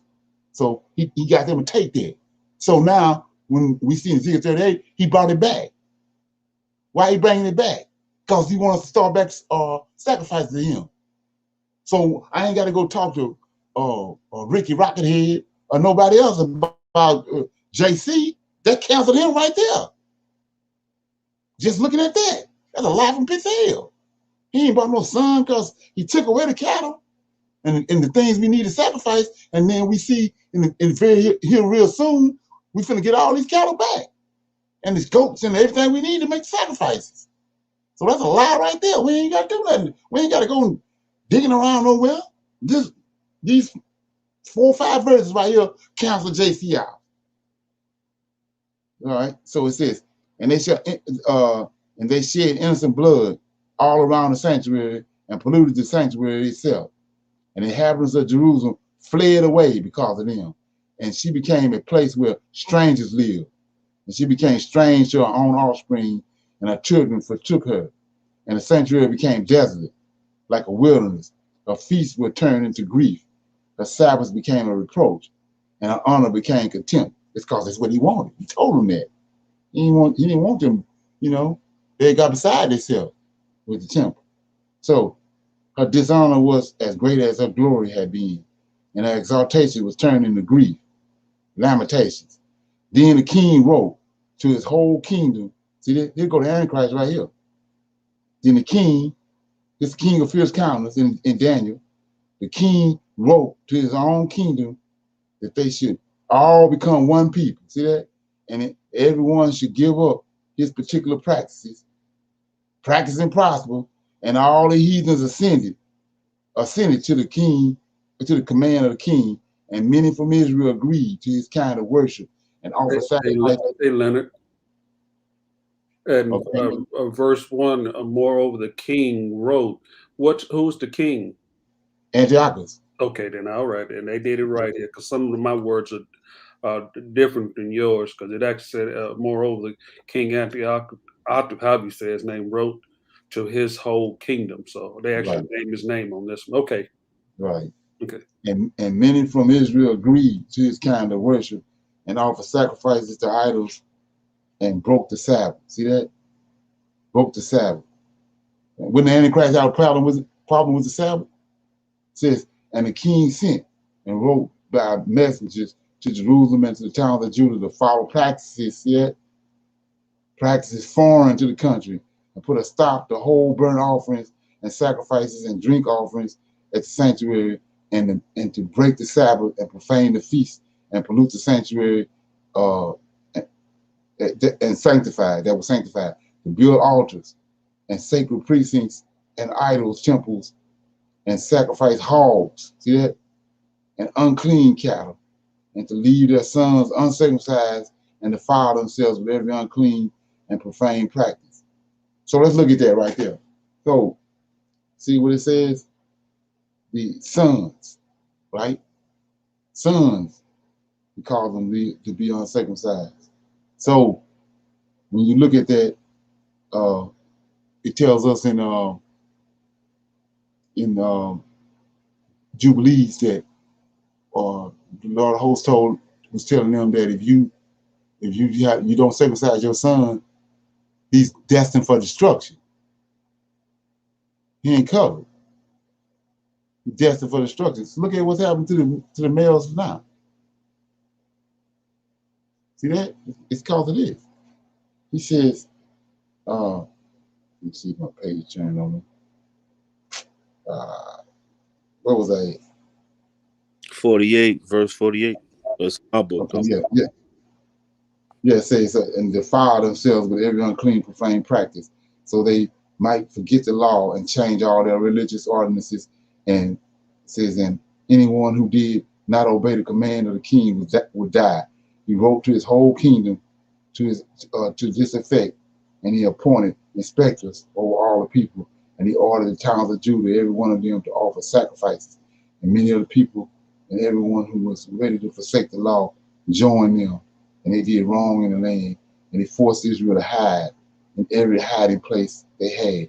On the 15th day of Chesed, in the 145th year, he erected a dreadful desecration upon the altar. And in the towns of Judah round about, they built altars. And at the doors of their houses and in the squares, they burned incense. And wherever they found the book of the law, see this right here, the book of the law, they tore them up and burned them. And if anyone was found to possess a book of the agreement or the respected law, the king decreed condemn him to death. The Israelites who appeared from month to month in the towns they treated with force. And on the 25th of the month, they offered sacrifices upon the altar, which was set up on the altar of burnt offering. The women who had circumcised their children, they put to death under the decree, hanging the babies around their necks and destroying their families and the men who had circumcised them. Yet many in Israel stood firm and resolved in their hearts not to eat what was unclean, and they preferred death to being polluted with food or profaning the sacred agreement. And so they died, and Israel suffered greatly. So let's look at this. Hey, look, real quick before you jump into the next one, and it wasn't during this time also Israelites was actually fleeing the country itself, and also part of the population of people like in America, like they call the Indians. Weren't some of these people going as far as out to different places across the world? Leaving? Yeah, I wouldn't necessarily say the world, but that area, because of what you have to understand, they've been in like 13 different captivities, and so it's just like some fled in different areas all them times. And them fleeing, they used to flee, and then you have to look at the trade routes they had. Like Solomon, wherever Solomon mine was, they had trade routes and all kind of. So every time they would sin against the Most High, and he would bring somebody there to deal with him, they already had these worn out trail routes. They already had. They knew how to flee. Because the reason why I asked that, I was trying to figure out the time frame when our people was all over the world and all over these countries. When and who are these people? That's why. Right. Yeah, with those boats, the transatlantic slave trade is what brought. We was already scattered all over the area over there, the known world over there, but the boats brought us on this side, on the west. Okay, I'm talking about before the transatlantic slave trade, because there was black folks over here right before then. Yeah, that was the Africans. Oh, it was Africans. Right, Hamites. Hamites. Okay, then. All right, then. Yeah. So let me see. I was at that was the end of 64. You just finished reading the whole chapter. I was looking for something in Daniel. I was in Daniel. Okay. Yeah, Daniel said in Daniel chapter 9, 12, says what I just read right here. I'm going to start at 9, verse 9, chapter 12, verse 9. And he said, go thy way. Well, let's go back to chapter 12, and verse 7 says, and I heard the man clothed in linen. We know this Michael, which was upon the waters of the river, when he held up his right hand and his left hand under heaven, and swore by him that liveth forever, that it shall be for. Now, this is what I want everybody to see right here. what I'm telling you about. We got mega pastors and all this rabbis. They sitting there and calling themselves at a round table trying to figure out what this means, right? So let's look at it. 7. And I heard a man clothed in linen, which was upon the waters of the river, when he held up his right hand and his left hand under heaven, and swore by him that liveth forever. Talk about Michael raised his hands up to Yahweh, that it shall be, look at this, for a time, times, and a half. So everybody's trying to figure out what that means and what's the time frame on it. But look what he keep reading. He says, time, and a half time, and when he shall have accomplished to scatter the holy people, all these things shall be finished. So the time, and a half, it already happened. Ain't we scattered? Yes, sir. So Yes. they're trying to apply time and a half way over here in Revelations, man. Come on. You see what I'm saying? You way off on Penn Road somewhere. It don't even apply to nothing that's gonna happen to the Israelites now. So he says right here, this Michael, for a time, times, and a half, and when he shall have accomplished to scatter the holy people. And the epiphany scattered them. So the time and a half is like it don't mean nothing. It ain't implying to nothing we trying to do now. You can't factor this time and a half into nothing that's prophecies that's going on now. It already done happened. So I'm gonna keep going. And I heard, but I understood not. And then said I, oh my Lord, what shall be the end of these things? And he said, look at this. I just read this. Is what the reason why I'm reading this. And he said, go thy way, Daniel, for the words are closed up and sealed to the time of the end. The time of where we at now. Many shall be purified, see that? And made white, tried, but the wicked shall do wickedly. None of the wicked shall understand, but the wise shall understand. Now, let me show you that coming to pass and when it came to pass. Right here, I just read. It says I'm in First Maccabees, chapter 1, verse 62. It says, yet many in Israel stood firm. This is what I just read. Many in Israel stood firm and resolved in their hearts not to eat what was unclean. They preferred death to being polluted with the food they preferred death to being polluted with food or profaning the sacred agreement. And so they died. And Israel suffered intensely. That's what I just read over there in Daniel. Many were going to be purified and turn white. That's it right there. Can't go looking for it over here now. Ain't finna happen in the future. Ain't no Antichrist coming. Ain't nobody getting beheaded and all that garbage. So it says, in those days, Matthias, the son of John, the son of Simeon, a priest of the descent of Jorid, removed from Jerusalem and settled in Midian. He had 5 sons: John, surnamed Gadi, Simeon, called Thessus, Judas, called Maccabeus, Eleazar, called Arvan, and Jonathan, called Apis. He saw the impious things that were going on in Judah and Jerusalem, and he said, Atlas, why was I born to witness the ruins of my people and the ruin of my holy city, to sit by while it is being given up to its enemies and a sanctuary to aliens? The temple has come to be like a man disgraced. A glorious furniture has been captured and carried off. Her infant children have been killed in her streets. A young man with the enemy's sword. What nation has not appropriated? What kingdom has not seized her spoils? Her adornments has all been taken away. Instead of a free woman, she has become a slave, because our sanctuary and our beauty and our glory have been laid waste, and the heathen have profaned them. Or why should we live any longer? And Matthias and his son tore open their clothes and put on sackcloth and grieved bitterly. So this is what I want to show you right here. I was telling you, we were talking earlier about how they playing the Christmas carols already, and you know, changing our mood, getting us ready to start spending money. Well, right here, I read over here. This huge right here. This is the reason why they combine the Lamentations together and all that for this right here. So, let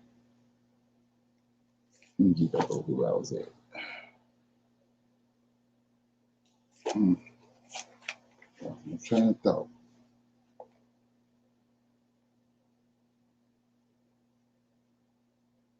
I lost my train of thought, man. Come on now. So okay, let me get back over and read some more. It says,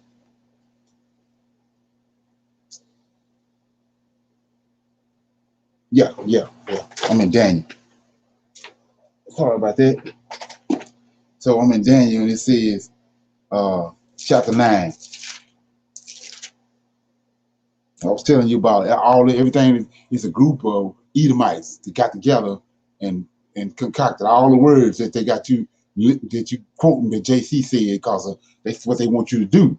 So they came up with all that and wrote that down, got you thinking JC said it, but there's a whole group of Edomites that concocted that. That's how they got all the money in the world. So it says right here in Daniel 9:25. I'm gonna read it again, 26 and 27. And after 2 weeks, shall the Messiah be cut off. We already know that's a lie. They told us that JC be cut off, but not for himself. And the people of the prince that shall come, see that? We reading this not right now. People of the prince that shall come shall destroy the city. See that? And the sanctuary. They're going to destroy Jerusalem and the temple. And the end thereof shall be with a flood, and until the end, wars and desolations are determined. So he done told us right here, Gabriel told Daniel that he's going to destroy the temple. And nobody going to rededicate it. See that? So when you see somebody rededicating it, we know that's a lie from the pits of hell. So look right here. I'm going to show you the hook. Go back up to chapter 1, starting at verse 2. In those days, see, this is an Edomite think tank. In those days, Matthias, son of John, that go to English name, all of a sudden it went from Hebrew name to English name. John, the son of Simeon, say, a priest of the descendant of Jared, see that? Removed from Jerusalem, settled in Midian. He had 5 sons. John's surname, see, I read all that, right? Now, here we go. And so this master said, Atlas, why am I born to witness the ruins of my people and the ruins of the holy city? So he's setting you up, said, and to sit by while it being given up to his enemies and the sanctuary to aliens. Well, he just told us that in Daniel. He just told us he's gonna give it up to them. They're gonna destroy the city and the sanctuary, and the end thereof gonna be desolation. So what is he talking about? So we're gonna keep going.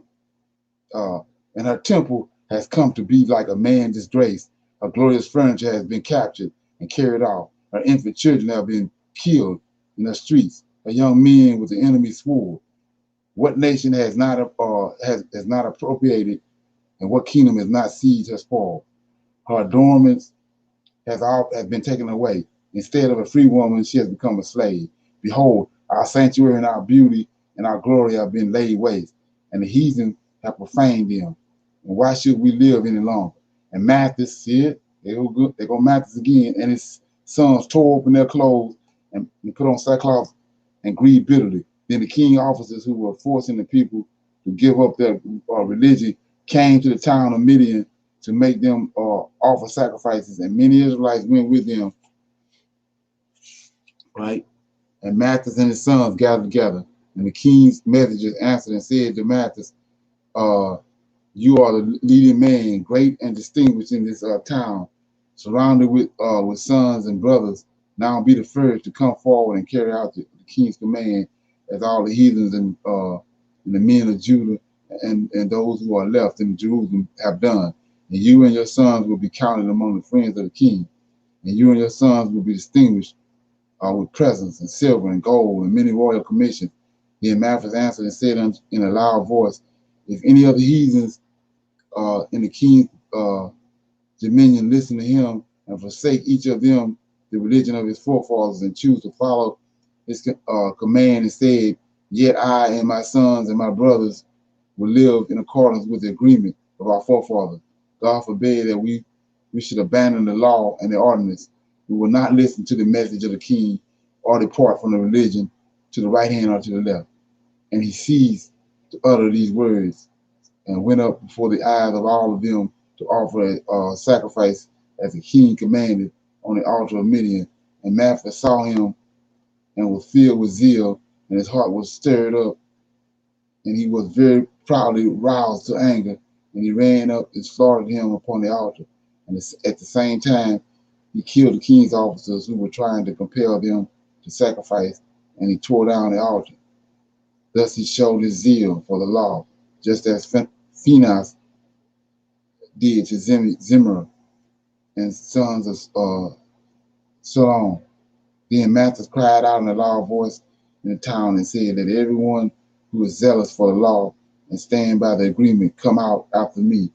And he and his sons fled the mountains, and they left all they possessed in the town. Right then, many seekers for uprightness and justice went down into the wilderness to settle, and with their sons and their wives and their cattle, because their hardship had become severe. And news reached the king's agreement in the fortresses that were in Jerusalem, in the city of David, that men who had disregarded the king's order had gone down to the hiding places in the wilderness. And they pursued them in the force and overtook them and pitched their camp against them and prepared to attack them on the Sabbath day. And they said to them, enough, come out and do as the king commands, and you will live. And they said, we will not come out nor do as the king commands and break the Sabbath. Then they hastened to attack, and they made no response to them. They did not throw a stone at them nor block up their hiding place, but they said, let us all die guiltless. We call heaven and earth to witness that you destroyed us unlawfully. So they attacked them on the Sabbath, and they died, and their wives and their children and their cattle, to the number of 1,000 people. And Matthew and his son and his friends learned of it, and they grieved bitterly over them. And one said to another, if we will all do as our brothers have done, and refuse to fight against the heathen for our lives and that which we believe is right, they will very soon destroy us from the face of the earth. On that day, they reached this decision. If any attacks us on the Sabbath day, let us fight against him and not all die as our brothers died in the hiding place.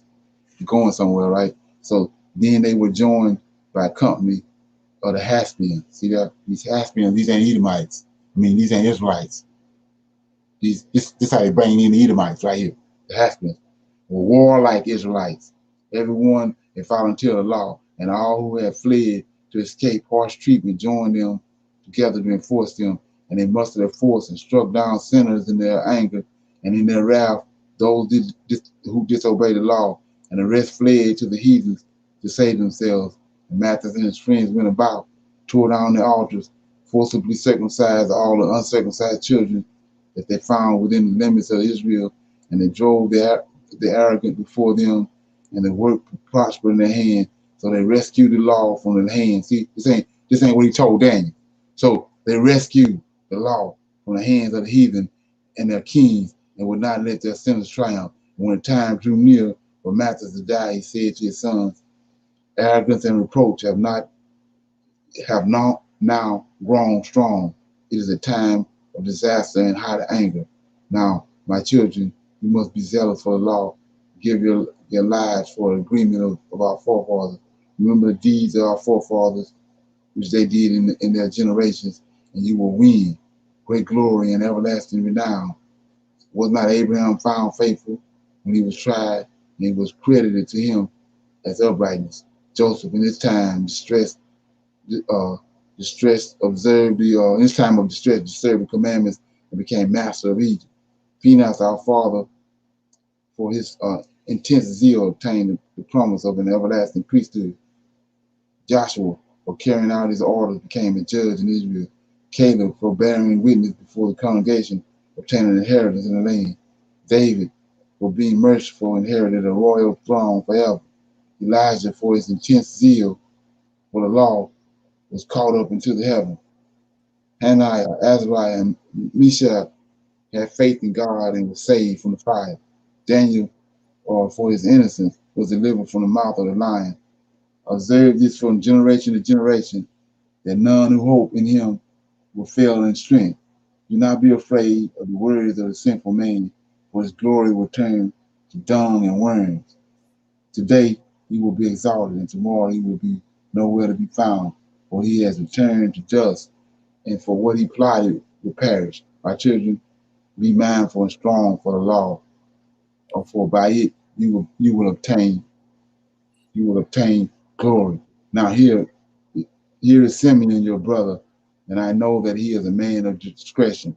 You must always listen to him, and he will be a father to you. And Judas always listening to, Judas Maccabeus has been warlike from his youth. He will be your captain and conduct the people's warfare, and you must gather about you all who observe the law and avenge the wrongs of the people. Pay back the heathen for what they have done, and give heed to what the law commands. Then he blessed them and was gathered to his forefathers. He died in the 146th year and was buried in the tombs of his forefathers in Midian. And all Israel made a loud lamentation for him, right? Let me skip over here. Keep it going. Hey, Leonard. Yeah. Check this out. In verse 55, and my book of Maccabees is on my phone. Jesus, for fulfilling the words, was made a judge in Israel. That's what it says. Okay.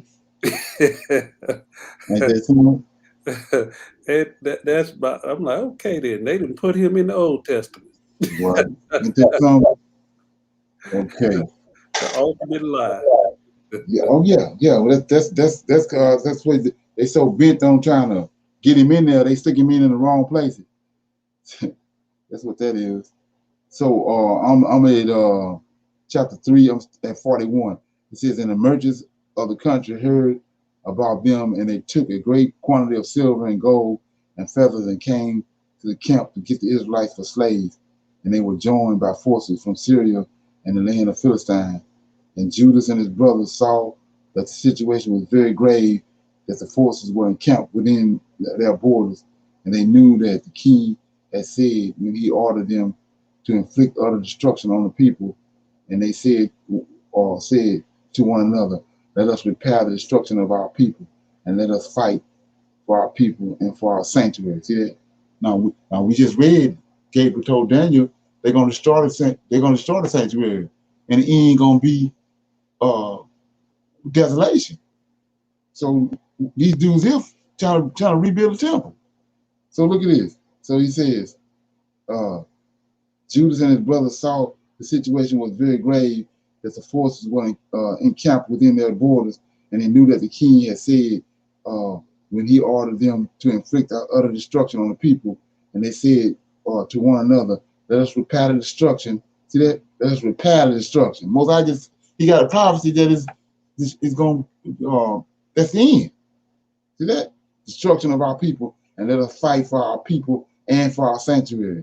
And the congregation gathered together to make ready for war and to pray and ask for mercy and compassion. So they asking Yahweh to go against his word. They praying for him to rebuild the temple and the sanctuary, when he just told you it's an abomination that make it desolate. So look at this. So Jerusalem was uninhabited like a wilderness.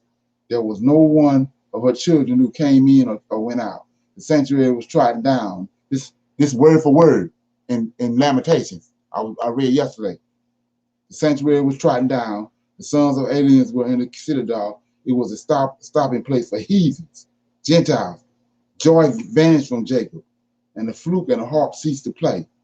Then they gathered together and went to Mizpah, opposite of Jerusalem, for Israel formerly had a praying place in Mizpah, and they fasted that day and put on sackcloth masks and sprinkled ashes upon their heads and tore open their clothes, and they unrolled the law such as the heathen used to hunt out and look through for pictures of idols. Okay, so let me get over here.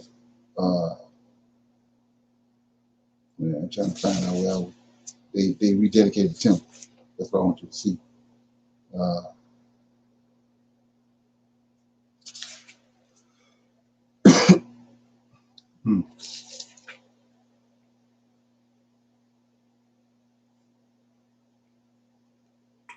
What's that? 4 and 36, I think. 4 and 36. I might be to pass it up. Yeah, 4 and 36. 4 and 36. 4 and 36. Yeah, right. So let me read this. It says 37, 4 and 37. And the whole army gathered together and they went up to Mount Zion. See this? This is garbage. And the whole army gathered together and went up to Mount Zion and they found the sanctuary desolate. It's like the Most High said it was. And the altar polluted, and the doors burned up, and the weeds growing in the court as they do in the woods or some mountain, and the priest's quarters torn down, and they tore open their clothes and uttered a great lamentation. They go lamentation, and covered themselves with ashes and fell on their faces on the ground and sounded a ceremonial trumpet, cried to heaven. See that? He ain't crying to heaven because he already told you what's going to happen. Then Judas appointed the men to fight the garrison in the citadel until he should purify the sanctuary. See that?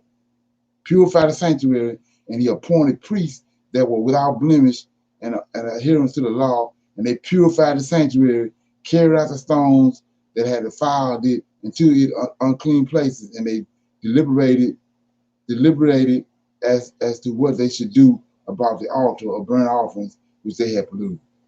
See that? So this what? So now these are people that they attach the priesthood to that was supposed to be there when Jesus came. These Edomites.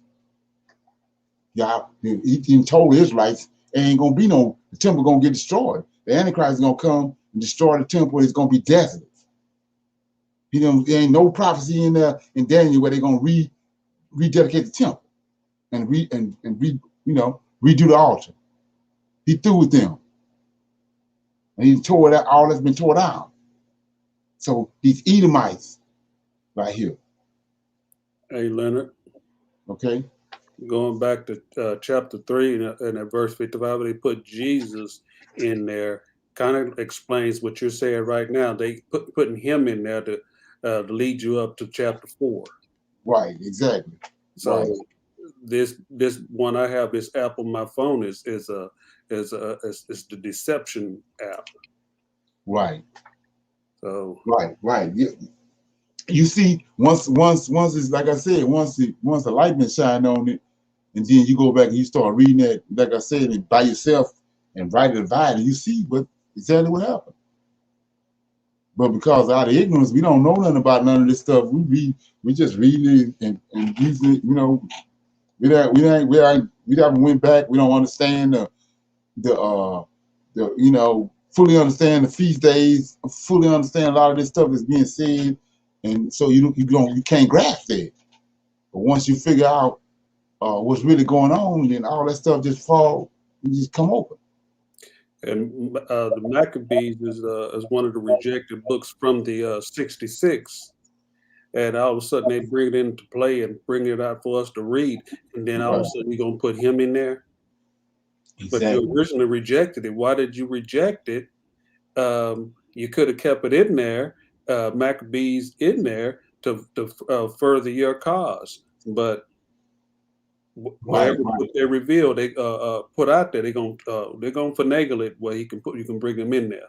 Right. But so that'll work for Christians and Hebrew Christians and all that. But the Israelites, the most I dealing with, that ain't working. It ain't working no more.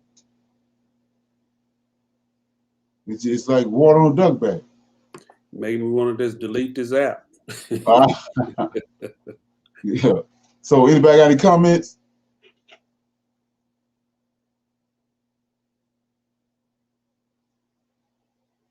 Okay. Anybody get anything out? Go ahead, Mike. I just, read every time I read Maccabees, like you could read it and tell that, there's something off with it. Right. And you can see where the Edomite plug themselves in there to take our Right. place, right? Right. But So, my question always been was, were they allowed to do this just to preserve the writings? Because Antiochus probably would have destroyed all the writings, right? right. So was it ordained for the Edomites to be allowed to preserve this word for this time? Because if he didn't preserve it, would we have it right now? Right. Well, see, let me show you that. Okay, let me show you what this should answer what question you just asked. So Let me we expound. go. Looking at that, Leonard. Let me expound on that. Just my opinion of it. It's also you looking at their arrogance and allow this to happen is also their demise, because they're thinking. Remember, at one point in time, we weren't even allowed to read, Right. but they put it in there now, thinking, hey, there's no way they will have people like Leonard and other brothers and sisters that can rightly divide Right. this stuff. So it as there's no secrets. Only one's going to keep the secrets is the Most High. So their arrogance is their foolishness. That's my question though. Is were they allowed to do this to preserve it for these times? Since the book was closed, Seems that way. Yeah, it were they does seem that. allowed to? Because if not, then they would have burnt every last one of our writings. So were they allowed to believe they were the people? So right now, truth can be told. So we would have this word today. Because if not, how else would the word have been preserved? Right. So let me show you what I was talking about right here. So we go to Daniel.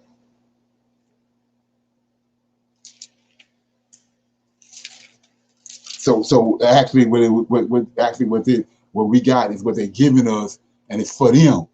When they had us rolled off, but like I said, but the Most High poured His Spirit out on us, like He said He's going to do in Isaiah 44 1-5. They had us rolled off. They had us rolled off, and you know that we weren't gonna never recover. So this stuff was concocted for them. Like that JC Cain was sent away from the Most High. That's who Japhet is. Cain descended. So they were sent away from him without a God. So at the Council of Nicaea, Constantine gave the Gentiles a God, fashioned off our God. They had no God before that. Right? Yeah, So, Leonard. Yeah, that's what I'm saying. I'm not. That's what I'm saying. I'm not talking about JC. I'm talking about the Tanakh. I'm talking about yeah. Torah. I'm See what I'm saying? going there. I put that in there. So you go to Daniel. Go to Daniel, and you see right here in chapter 8. I was just in Daniel chapter 8. So remember when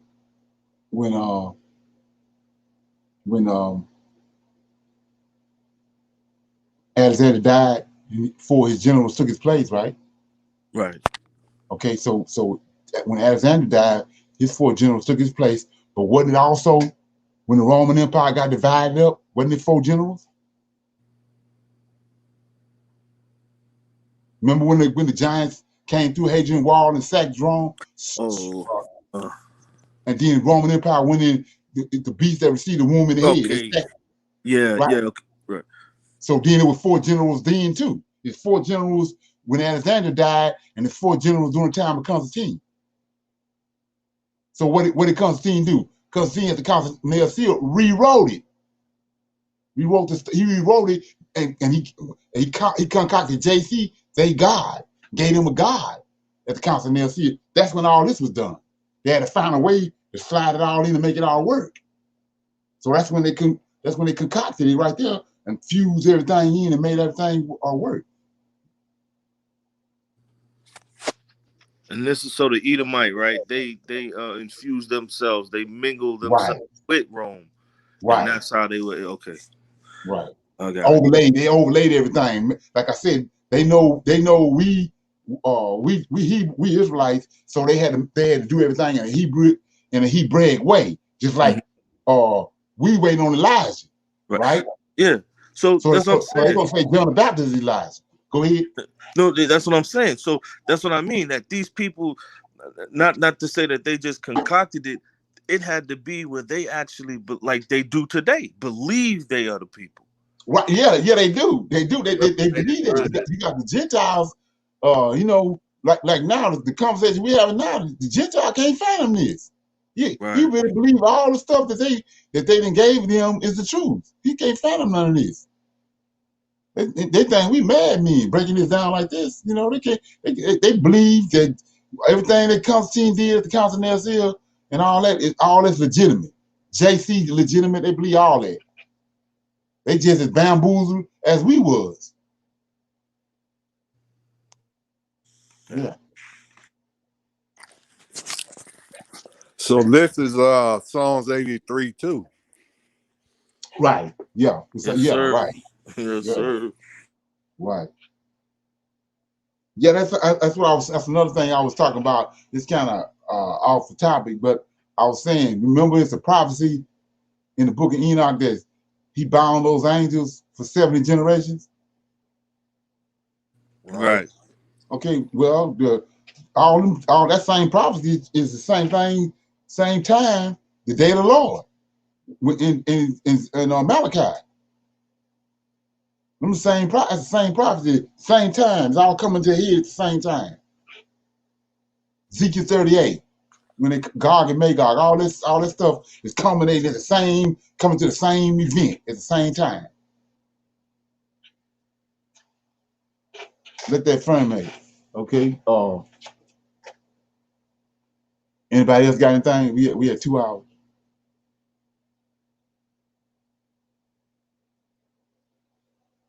Everybody good? Yes, sir. All Okay, good. let me hit this. Okay. Like I called you the other day. Okay. All right. Text me then, because I might have not saved you, so I didn't see you. Yeah, I don't think I plugged you in. I don't think I plugged you in. Text me then. All right.